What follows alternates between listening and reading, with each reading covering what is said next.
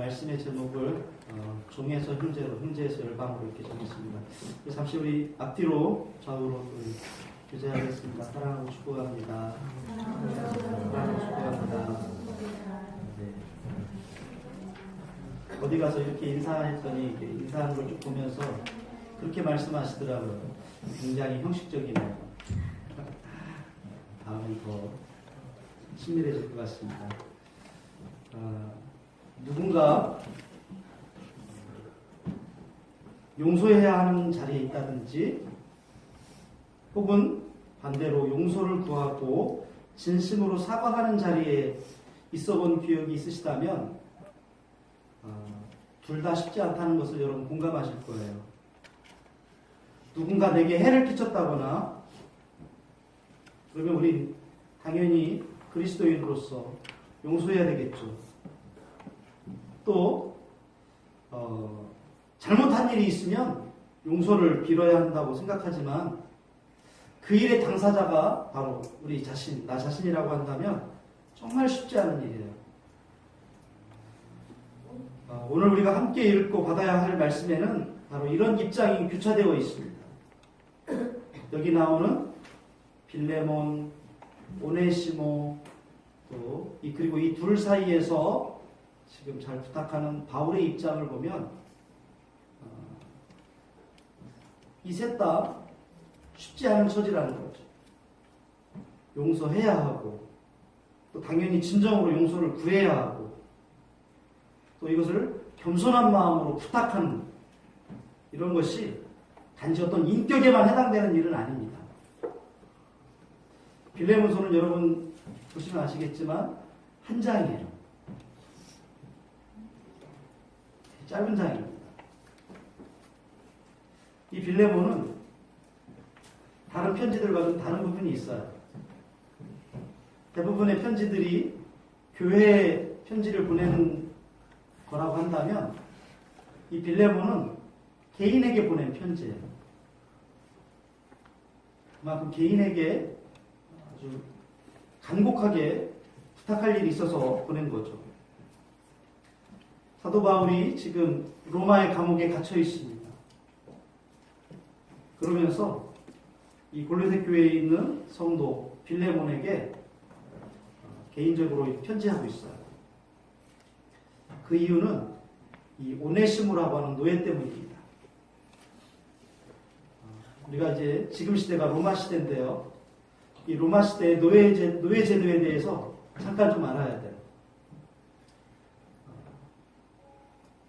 이 노예들은 그 당시에 가축법을 적용해서 주인의 법적인 소유물로 이렇게 삼았어요. 우리가 알고 있는 유명한 아리스토텔레스는 노예를 이렇게 얘기했어요. 노예는 영혼이 있는 재산이다. 주인의 손안에 있는 영혼이 있는 도구다. 이렇게 말했어요. 또 플라톤도 이렇게 말했다고 합니다. 물적 재화로 간주된다. 그러니까 쉽게 말하면 노예는 인간으로 생각하지 않은 거죠. 경제적인 측면에서 아주 유용한 것, 재산에 해당한다고 생각한 거예요. 그리고 물건으로 이렇게 규정을 했어요. 이 노예는 절대적으로 주인의 소유물입니다. 우리가 알고 있다시피 여러분 그 영화에 보면 로마의 어떤 사회상이 나오는데요. 로마 시민, 원래 로마 시민들보다 노예의 수가 엄청나게 많았다고 해요. 로마 전체의 인구가 우리 서울에 지금 2배, 2천만 정도 되는데요. 그 중에 그냥 거의 대다수가 노예들이었던 거죠.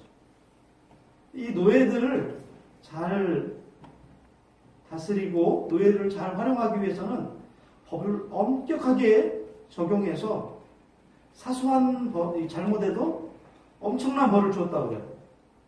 로마 초대 황제였던 아우구스투스는요, 자기가 길들인 메추라기가 있었는데 노예가 어쩌다가 실수해서 그 메추라기를 죽였어요. 화가 나서 그 노예를 십자가에 못 박아 처형시켜버렸어요.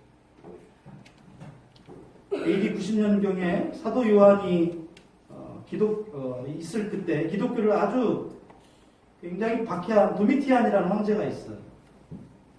그 황제는 노예가 목욕물을 조금 뜨겁게 데폈다고 해서 그 노예를 화로에 태워 죽였어요. 또 베디우스 폴리오라고 하는 그 황제는요, 아주 귀하게 여기던 수정으로 만든 유리잔이 있었는데 그 잔을 노예가 잘못해서 깨뜨렸어요. 그래서 화가 나서 칠성장화가 가득한 연못에 그 노예를 빠뜨려서 노예가 그 칠성장화에게 뜯어먹히도록. 이런 것들은 비일비재합니다. 먼지 한 점 잘 안 닦은 거, 은조각을 조금 덜 닦은 거, 파리를 못 쫓은 거, 뭐 식탁을 바로 놓지 않은 거, 의자를 바로 놓지 않은 일, 식사하는 동안 옆에서 재채기했다고, 기침했다고, 말 한마디 속삭였다고, 목욕물에 온도 맞추지 못했다고 노예들은 채찍에 맞거나 매를 맞았어요. 여주인의 머리를 만져주지 못하는 그 종은 어떤 때는 여주인이 막 손으로 핥히고 채찍질하고 아주 잔인하고 엄격하게 이 노예를 부리는 거예요. 만일 주인이 어떤 일로 인해서 살해되면 그 집안에 있는 모든 노예는 다 죽도록 했습니다. 페디아노스 세쿤투스라는 사람이 어느 날 집에서 살해되었는데 그 집에 있던 노예가 400명이었어요. 400명 모두를 다 참수시켰다고 합니다. 주인에게 반역하는 행위가 있으면 당연히 십자가에 처형시켜버리고, 또 우리 옛날에 그 추노라는 드라마 혹시 기억나시는지 모르겠어요. 이 당시에도 도망간 노예들만 전담해서 잡는 그런 전문적인 추격군이 있었대요. 만일 도망한 노예에게 도움을 주면 불법행위예요. 도둑질로 간구하는 거예요. 또 다른 사람의 노예를 자기 집에 들어오게 해서 그 노예가 있게 하면 노예법에 따라서 처벌을 받아요. 노예 하루 품삯에 해당하는 그 품삯을 매일매일 내야 돼요. 그리고 우리가 14절 말씀에 보면 바울 사도가 이렇게 얘기해요. 다만 내 승낙이 없이는 내가 아무것도 하기를 원하지 아니하노라.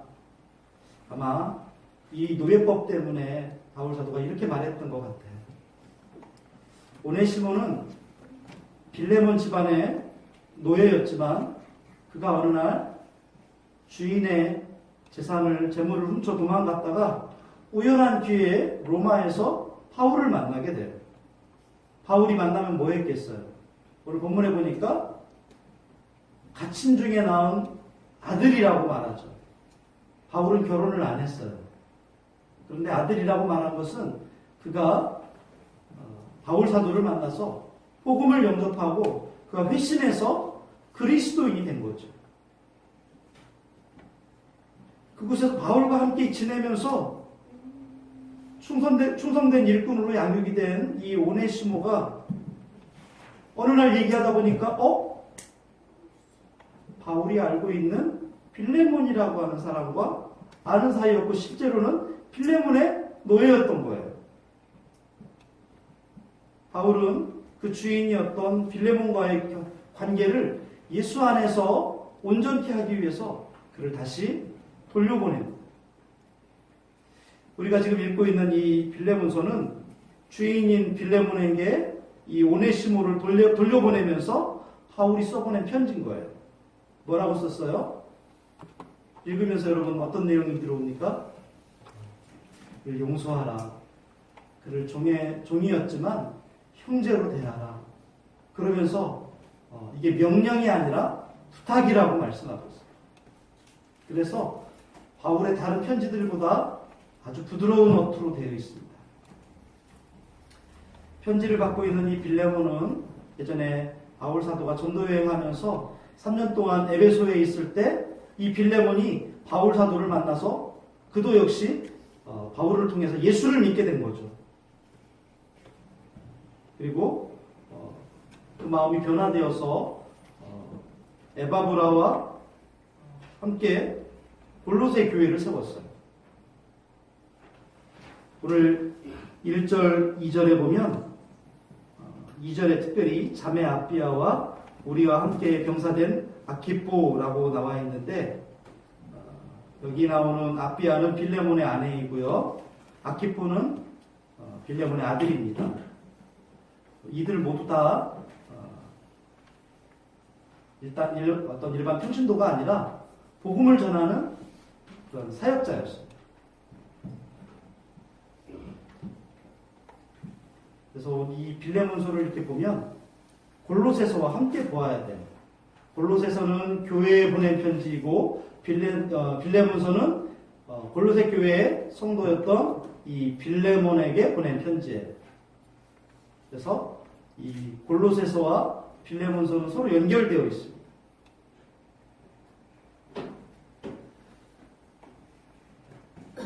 그러니까 1절, 2절을 보면 빌레몬 또 여기 아비아, 아키포 한 가족인 거죠. 또 2절에 뭐라고 되어 있냐면 내 집에 있는 교회에 편지하노니 이렇게 되어 있는데 빌레몬이 자기의 집을 예배 장소로 내놓은 거예요. 아마 제가 알기로는 목동에도 가정에서 예배드리는 교회들이 굉장히 많이 있다고 해요. 이때도 아마 그런 형태였던 것 같아요. 그러나 이 빌레몬이 부자였기 때문에 집이 크기가 얼마나인지는 모르겠지만 이 빌레몬의 집이 골로새 교회로서 이렇게 예배를 드리고 그곳에 성도들이 모여서 함께 교제했던 것 같습니다. 이게 바로 골로새 교회죠. 오늘 본문에 보면 특별히 사랑과 믿음으로 인해 감사한다라는 말씀이 있어요. 대부분 바울 사도는요, 믿음이라는 말을 먼저 써요. 그런데 여기서는 사랑이라는 말을 먼저 씁니다. 5절에 보면 빌레몬의 사랑에 초점을 맞추어서 그렇게 얘기를 해요. 빌레몬이라고 하는 이름에는 원래 그 이름의 뜻이 있습니다. 빌레몬은 친절한 혹은 사랑받는 이라는 의미가 있어요. 그러니까 바울은 이 편지를 받고 있는 빌레몬에게 빌레몬, 네 이름대로 너는 사랑받는 사람이잖아. 우리도 너를 사랑할 거야. 사랑하고 있어. 이렇게 말하면서 그에게 격려의 말을 해주는 거예요. 그러니까 빌레몬은 네 이름에 걸맞게 사랑받는 형제라고 하는 그 이름에 걸맞도록 교회 안에 있는 성도들에게 평안함을 주고 또 바울과 동역자들에게 기쁨과 위로를 주는 신실한 성도요 일꾼이었던 거죠. 지금 로마 감옥에 갇혀 있는 바울 사도가 이 소식을 들을 정도라고 하면 이 빌레몬의 영향력이 대단한 거죠. 바울 사도는요 명할 수 있어요. 권위가 있죠. 내가 너를 전도했잖아. 그러니까 너는 내 말을 들어야 돼. 그렇게 말할 수 있는데 바울이 그렇게 말하지 않고 빌레몬의 사랑을 의지해서 부탁하는 거예요. 그러면서 바울은 오네시모를 갇힌 중에 낳은 아들 이렇게 표현하는데 이것은 여러분 예수 믿게 하는 것이 쉬운 일이 아니죠. 그 갇힘 중에서 낳은 아들이라고 표현한 것은 정말 영적인 수고를 통해서 그를 예수 믿게 하고 그를 변하게 한 거예요. 얼마나 깊은 애정이 있겠습니까? 오네시모가 예수의 복음을 듣고 변화돼요. 그리고 새롭게 바뀌었어. 그래서 11절에 보니까 이렇게 표현합니다. 그가 전에는 내게 무익하였으나 이제는 나와 내게 유익함으로 라고 말합니다. 빌레몬이 악한 주인이 아니었다면 얼마나 종들에게 이 노예들에게 잘했을까요? 선의를 베풀고 노예들을 잘 살 수 있도록 도와줬다는 그런 정황들이 많이 있어요. 그럼에도 불구하고 이 오네시모가 빌레몬을 속이고 재물을 훔쳐서 달아났으니 얼마나 마음에 상처가 있겠습니까? 그는 이 오네시모는 빌레몬에게 이제 무익한 거예요. 쓸모없는 거죠. 그런데 바울 사도는 뭐라고 말하냐면 이제 우리 모두에게 유익하다 이렇게 말합니다. 이런 말은 오네시모가 지금 꼭 필요하다는 거예요. 사실 오네시모의 이름의 뜻은요, 유익하다는 뜻이에요. 여러분 아재 개그 아시죠? 바울 사도는 그 단어 이름에 유희를 쓰고 있는 거예요. 빌레몬은 사랑받는 이라는 뜻을 쓰면서 사랑받는 빌레몬, 네가 성도들을 사랑하는 것, 또 우리가 너를 사랑한다 이렇게 말하면서 빌레몬에 대해서 자꾸 사랑에 대해 이야기를 하더니 오네시모에게는 옛날에 무익했지만 지금은 유익해. 우리 모두에게 유익할 거야. 오네시모라는 이름 뜻 자체가 유익이에요. 그러면서 그를 받아줄 것을 요청하는 거죠. 로마에서 우연히 만나서 예수 안에서 새로운 전환점을 맞이하게 된 이 오네시모가 다시 도망치지 않고 무익한 사람으로 살면 안 되겠구나 이걸 스스로 알게 된 거예요. 그래서 바울은 그냥 오네시모를 데리고 있는 것이 아니라 그를 다시 돌려보내요. 너 주인한테 가서 진정으로 회개해. 잘못했다고 해. 로마법에 따르면 어떻게 돼요? 사형이에요. 로마법에 따르면 용서해주면 안 돼요.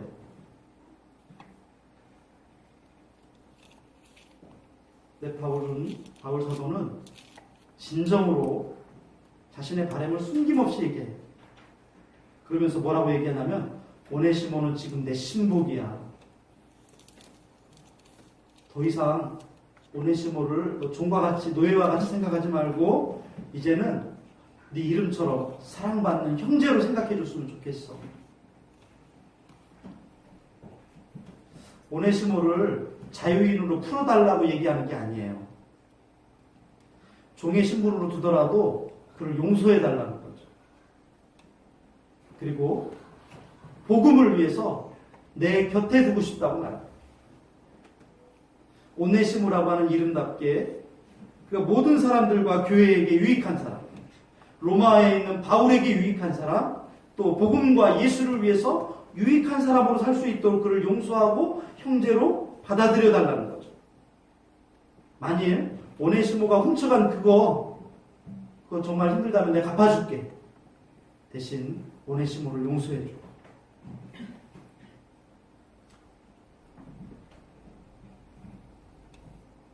아마 빌레몬도 오네시모에게 빚을 진 일이 있는 것 같아요. 그게 돈의 빚인지 어떤 빚인지는 잘 몰라요. 그러나 바울 사도는 이렇게 말합니다. 너도 나한테 빚진 거 있잖아.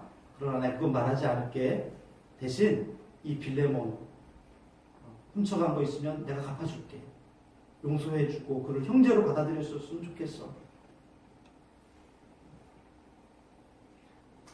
여러분 우리가 한 주간 나라와 민족을 위해서 기도하고 또 우리 성도들을 위해서 같이 기도할 때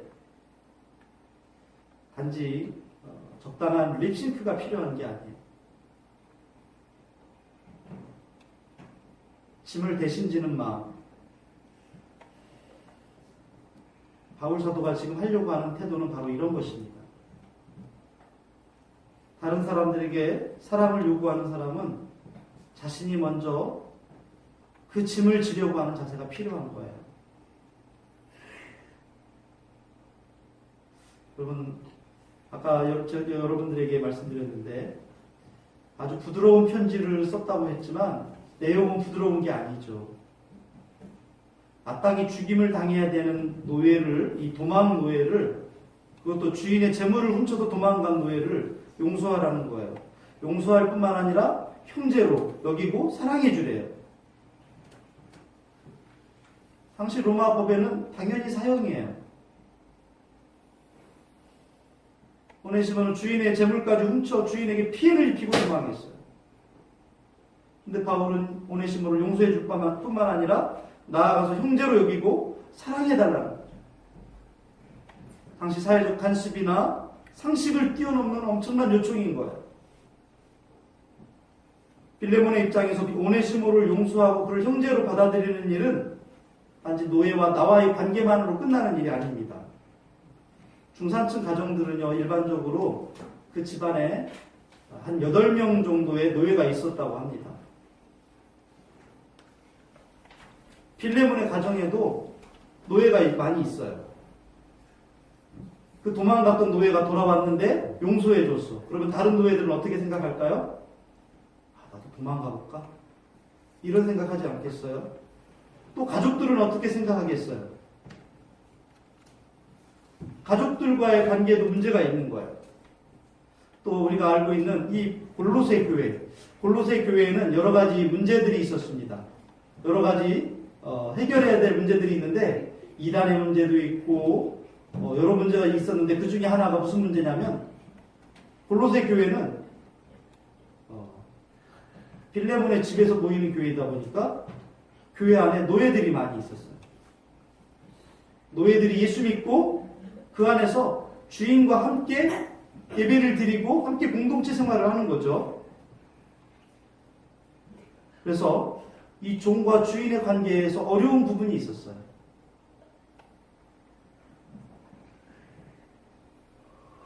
가벼운 문제가 아니었습니다. 교회에서는 형제라고 부르는데 집에 가서는 주인과 노예와의 관계. 빌레몬이 오네시모를 용서하고 받아들이는 문제는 개인의 문제가 아니라 교회 전체의 문제였던 거예요. 여러분, 제가 하나 먼저 여쭤볼게요. 빌레몬이 오네시모를 용서했을까요? 안 했을까요? 50%. 빌레몬이 오네시모를 용서했을까요? 안 했을까요? 용서하지 않았다면 성경에 들어올 수가 없었겠죠. AD 167년경에 이그나시우스라고 하는 교회, 지금 말로 하면 교황 같은 그런 교부라고 불렀는데 에베소 교회에 이 이그나티우스가 편지를 보냅니다. 뭐라고 편지를 하냐면 에베소 교회 성도 여러분, 당신들은 축복받은 사람들입니다. 당신들이 모시고 있는 장로를 축복으로 여기십시오. 이 장로는 정말 사랑을 많이 받은 장로입니다. 이 교회의 전승에 보면 나중에 오네시모가 에베소 교회의 감독이 되었다고 해요. 어떻게 이렇게 감독이 되었을까요? 바울도 오네시모도 빌레몬도 다 예수 안에 있었기 때문이죠. 황제의 명령과 세상적인 논리가 지배하는 세상이 아니라 십자가에서 죽으시기까지 우리를 사랑하신 그리스도 안에 있었기 때문에 가능한 거예요. 그리스도 안에서 가치관이 달라지고 인격이 달라지고 신분이 달라졌기 때문에 가능한 일이었어요. 그리스도 안에서 노예가 형제가 되는 거예요. 그리스도 안에서 양반과 천민이 함께 어울려 예배를 드립니다. 그리스도 안에서 죄인이 의인이 돼요. 연약하고 부족하지만 그도 하나님의 자녀가 되었습니다. 노예였던 종이었던 오네시모가 골로새 교회의 형제로 받아들여지고 또 바울의 동역자가 되어서 나중에는 교회의 감독자가 되고 나아가 열방 가운데 복음을 위해 쓰임받는 제자가 된 것은 빌레몬의 용서와 사랑이 아니었다면 불가능한 일이에요. 오네시모가 예수 믿기 전에 자신의 과거를 예수 안에서 회개했을 뿐만 아니라 자기의 주인이었던 빌레몬에게 용서받기까지 바울과 빌레몬의 헌신적인 그 사랑과 돌봄이 있었기 때문에 그 이름에 걸맞는 유익한 사람이 될 수 있었던 거예요. 우리의 용서와 사랑과 용납과 인내가 여러분 교회가 교회되게 하고 복음의 통로가 되게 하는 거예요. 여러분, 대한민국은 지금 분노 상황에 있어요. 이 학생들 스팀팩 받은 거 알죠? 서로와 서로를 용납하지 않아. 그 그 사회적인 분위기가 가정에도 교회에도 일터에도 계속해서 번져가고 있습니다.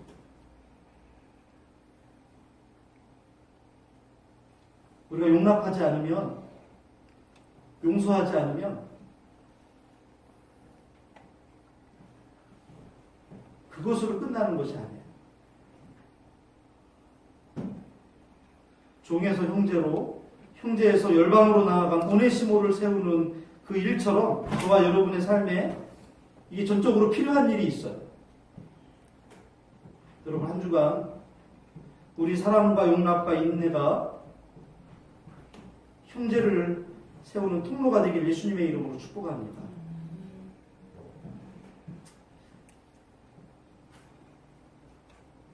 빌레몬의 입장에서 자기가 가장 존경하고 사랑하는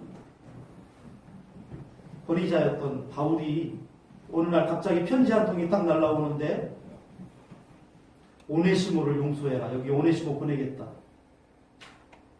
그 마음이 얼마나 힘들었을까. 용서하는 입장에서 저는 생각해보면 쉽지 않았을 것 같아요. 충격이었을 겁니다. 나에게 손해를 입히고 내가 그동안 선의를 베풀어줬던 모든 것들을 다 허물어뜨리고 나의 평판까지 추락시킨 그 노예, 내가 가장 존경했던 바울에게서 이런 편지를 받고 갑자기 용서해야 된다고 하는 그 상황들이 쉽지 않았을 거예요. 그러나 예수 안에서 나도 사랑받은 사람이요, 내 이름이 또 사랑받는 사람이요, 내 권위자였던 바울도 그리스도에게서 사랑받은 사람이요, 이 오네시모를 내가 사랑함으로 말미암아 그가 복음을 위해 귀하게 쓰임받을 수 있다고 한다면 내가 포기해야 될 것이 있구나. 나의 권리를 포기해야 되겠구나. 이것이 복음의 삶인 것입니다. 예수는 믿지만 권리를 포기하지 않고, 예수는 믿지만 그 어떤 것도 변하고 싶지 않은 우리 삶의 모습을 보며 이 빌레몬서는 참 귀한 메시지를 우리에게 주고 있습니다. 여러분, 우리 주변에 용서해야 될 사람이 있습니까? 아니, 혹시 내가 진정으로 사과하고 용서를 빌어야 될 사람이 있습니까? 여러분, 용서해야 합니다. 또 용서를 빌어야 합니다. 왜냐하면 그 사람이 종에서 형제로, 형제에서 열방으로 나아가는 하나님의, 예수님의 귀한 복음의 통로가 되기 때문에 그렇습니다. 저와 여러분이 복음의 통로요, 우리 주변에, 우리 옆에 앉아 계신 여러분들, 아까 우리 사랑하고 축복한다고 말했죠. 우리가 사랑하고 축복함으로 말미암아 이 사람도 역시 우리와 같은 복음의 통로가 될 것입니다. 오늘 우리가 한 주간 살아가면서 결정해야 합니다.